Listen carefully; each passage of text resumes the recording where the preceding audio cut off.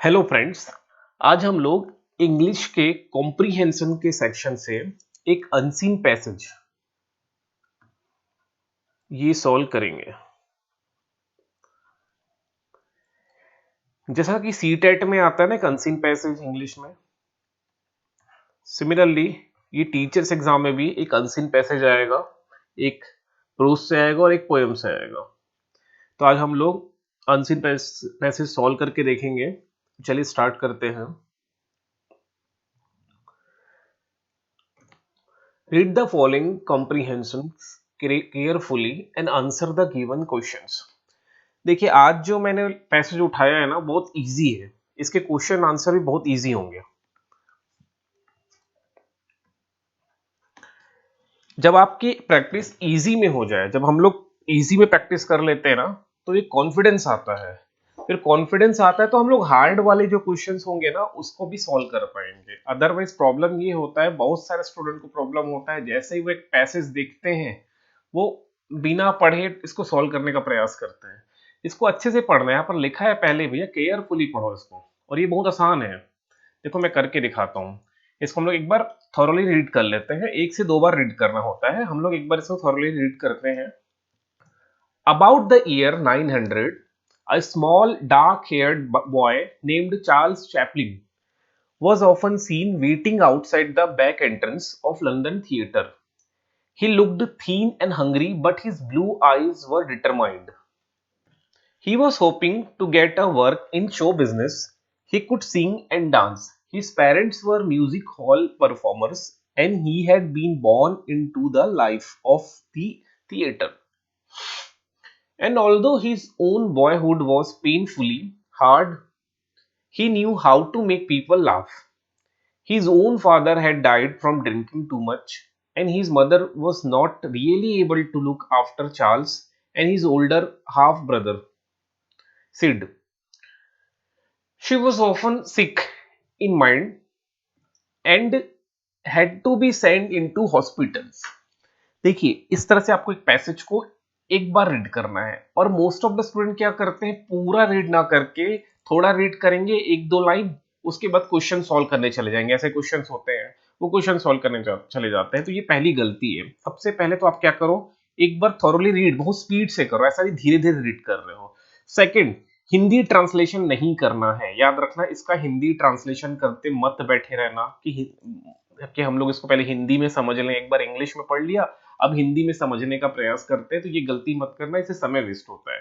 एक बार आप फर्स्टली इसको जल्दी से स्पीड से रीड करना है, सबसे पहला हिंदी ट्रांसलेशन नहीं करना है, और उसके बाद क्वेश्चन रीड करना है। जैसे फर्स्ट क्वेश्चन क्या बोल रहा है, the boys Charles Chaplin was, कैसा बॉय था वो, मतलब ब्राउन हेयर्ड था, डार्क हेयर्ड था, रेड हेयर्ड था, लाइट हेयर्ड था, हेयर मतलब बाल।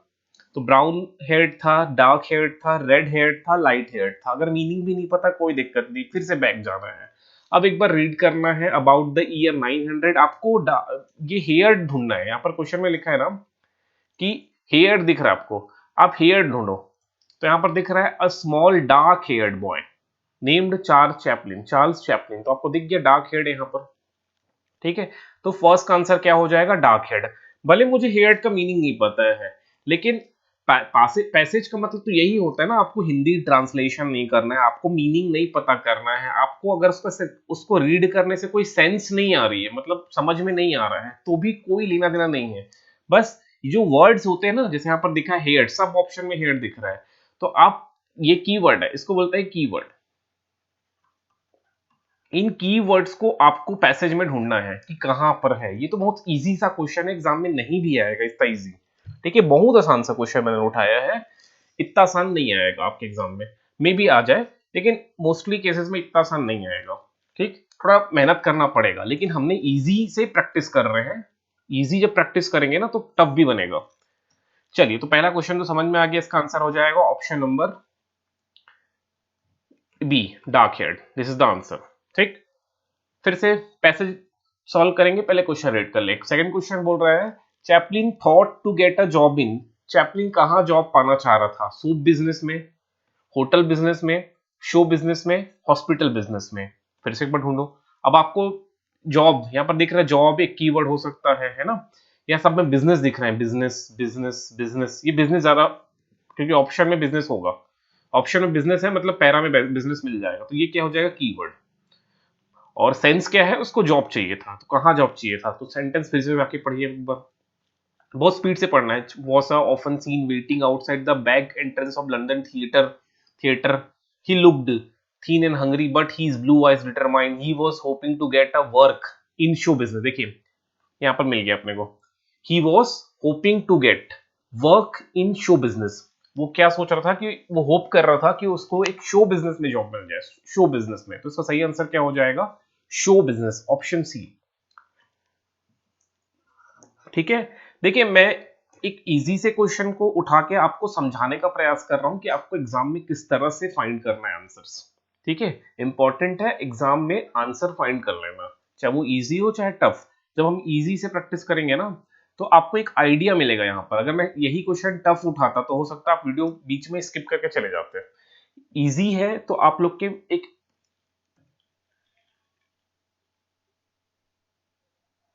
ठीक, तो इसका आंसर हो जाएगा शो बिजनेस। ठीक है, चलिए नेक्स्ट क्वेश्चन की ओर चलते हैं। हिज पेरेंट्स वर, उसके जो पेरेंट्स थे वो क्या थे, म्यूजिक हॉल परफॉर्मर्स थे, एक्टर्स थे, सिंगर्स थे, डायरेक्टर्स थे। फिर से जल्दी से रीड करिए। अब यहाँ पर क्या हो जाएगा, आपको पेरेंट्स से रिलेटेड है तो कीवर्ड्स क्या हो जाएगा, पेरेंट्स कहाँ जॉब करते थे, क्या करते थे, तो ढूंढो यहाँ पर आपको मिलेगा। यहाँ तक तो रीड कर ही लिए थे। He was hoping to get work in show business, he could sing and dance. His parents, यहाँ मिल गया parents, his parents were music hall performers.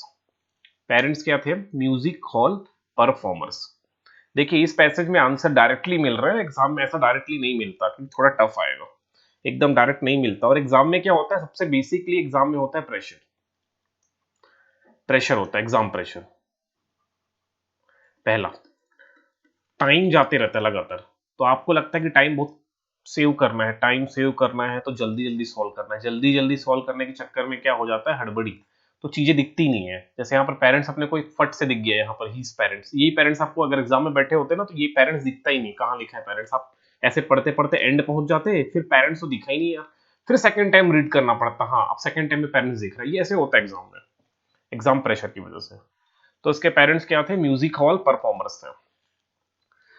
Fourth question तक चलते हैं। His father had died due to, उसके पिताजी dead हो गए, का रीजन क्या था, मतलब उनकी मृत्यु हो गई, उसका रीजन क्या था।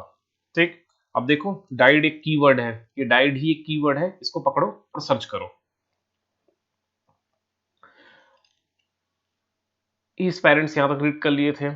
His father, his own father had died from drinking too much, drinking too much. ठीक है, टू मच ड्रिंकिंग की वजह से, तो इसका आंसर हो जाएगा ऑप्शन सी, ड्रिंकिंग। ठीक है,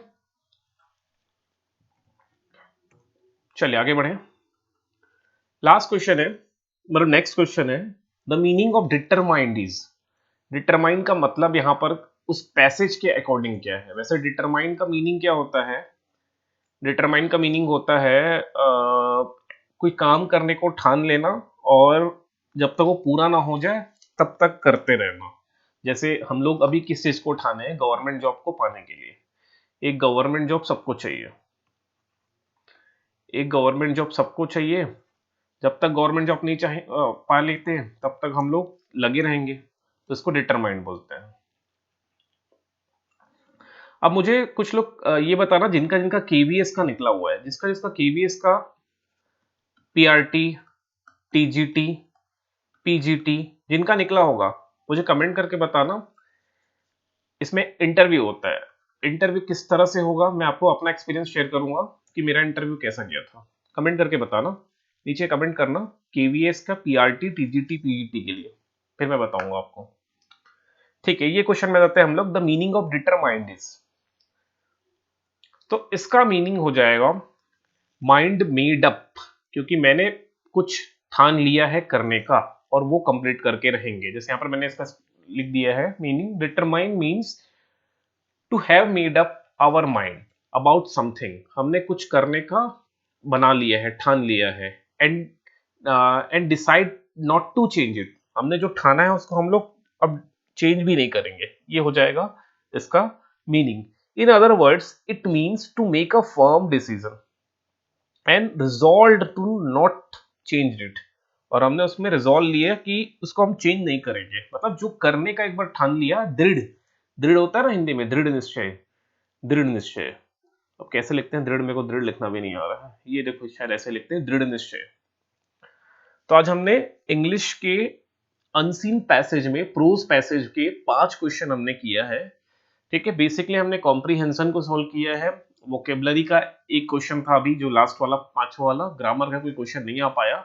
वैसे आपके एग्जाम में कॉम्प्रीहेंशन आएगा, रीडिंग कॉम्प्रीहेंशन, मतलब रीडिंग जो स्टार्टिंग के 4 क्वेश्चन किए ना वो कॉम्प्रीहेंशन कहते हैं उसको। 4 क्वेश्चन जो किए हैं, पहला कॉम्प्रीहेंशन से आएगा, ग्रामर से आएगा, उसी में से पैसेज में से कोई ग्रामर आपको दिख जाएगा, और थर्ड जो होगा वोकैबुलरी होगा। वोकैबुलरी में क्या मतलब होता है, मीनिंग पूछ दिया, जैसे 5वां क्वेश्चन था ना, डिटरमाइन का मीनिंग पूछा, मीनिंग पूछ देगा, उसका अपोजिट मीनिंग पूछ देगा, है ना। वहां पर आपसे क्लॉज पूछा जा सकता है, नाउन क्लॉज है कि एडजेक्टिव क्लॉज है, ये सारे क्लॉज पूछा जा सकता है। ठीक है, अब वीडियो कैसा लगा थोड़ा कमेंट करके बता देना, अच्छा लगे तो लाइक कर देना। ठीक है, आप लोग लाइक करोगे तो मैं मोटिवेट होता हूँ नेक्स्ट वीडियो के लिए, क्योंकि मेरा शेड्यूल बहुत बिजी है, उस बिजी शेड्यूल में मैं आपके लिए वीडियो प्रिपेयर कर रहा हूँ। और अच्छा लगे तो लिटरली लाइक करना, जो भी डाउट होगा तो वो कमेंट में छोड़ देना। मैं नेक्स्ट इंग्लिश के प्रोज का पैसेज बहुत जल्द लेके आऊंगा, अब थोड़ा धीरे धीरे डिफिकल्टी लेवल बढ़ाते चलेंगे।